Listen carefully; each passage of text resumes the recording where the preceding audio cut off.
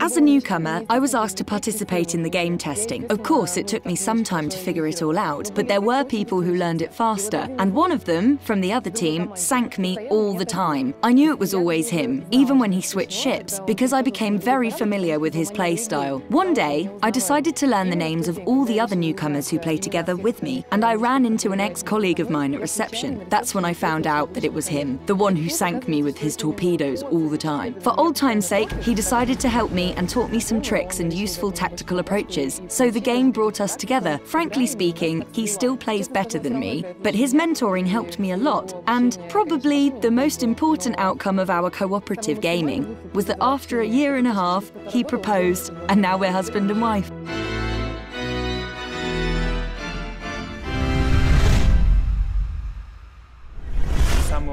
I've been immersed in video gaming since my childhood.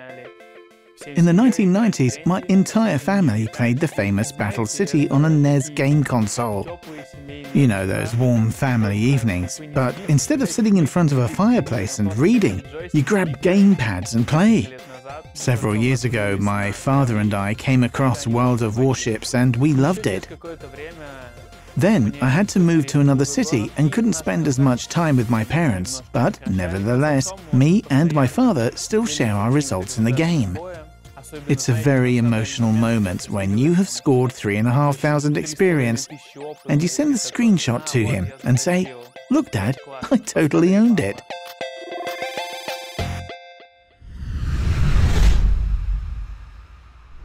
I was offered a position at Wargaming at Leicester Studio to work on content for World of Warships, and I accepted it. But my girlfriend stayed in Minsk. Sometimes when you don't see a person much and you don't speak very often, you might somehow manage to have a quarrel. And you want to start a conversation and it's really difficult, and then one of you can't stand it anymore and says, "Well, let's play at least." Okay, let's play. You enter a battle, turn on your microphone, and then there's this awkward silence for 40 seconds while the battle loads, and you sit there silent. But then the game starts. Where do we go? Which area do we capture? Let's go there. They ask for reconnaissance. Can you do it? Oh wait, let's go there together. Stay close to me. Leave them behind. They'll have to deal with it themselves. And it's very cool when, after a couple of battles, you're feeling good, you smile, you laugh, and you're not angry anymore, especially if a battle goes your way. So the game became our common interest that helped us a lot.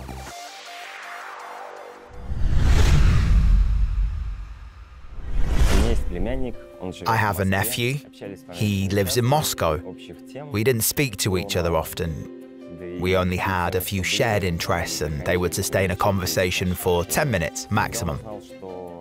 Then he learned that I work on World of Warships. He installed it, and we added each other to our friends list.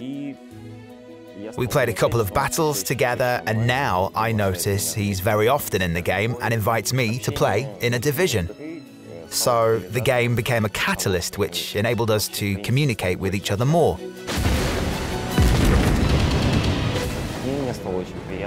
It's a very pleasant feeling to realize that the project I work on unifies generations and allows us to stay connected.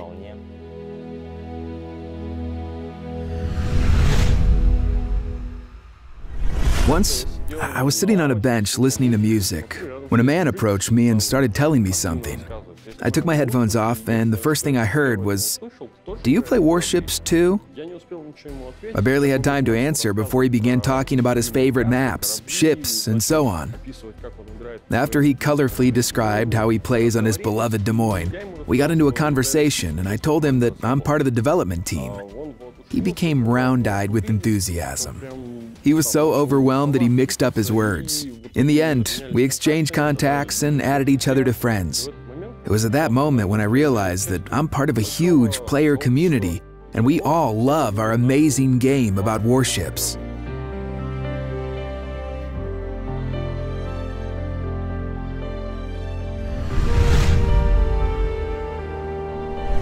I got into the game at an early stage of the closed beta testing, and I simultaneously developed mod packs. At first, it was the MTD mod pack, then the Alatriste and Zla mod pack, and then the ProShips mod pack. Once I had a bit of trouble. I had a power outage at my place which caused my computer to short circuit and basically fry. When the players learned about it, they got together and said, "We need to help Medved." And they gathered enough money for me to buy a new computer in one day. I was shocked. And the money kept flowing in. But I asked them, "Stop, guys, that's enough." I'll never forget it. The guys that play this game are amazing.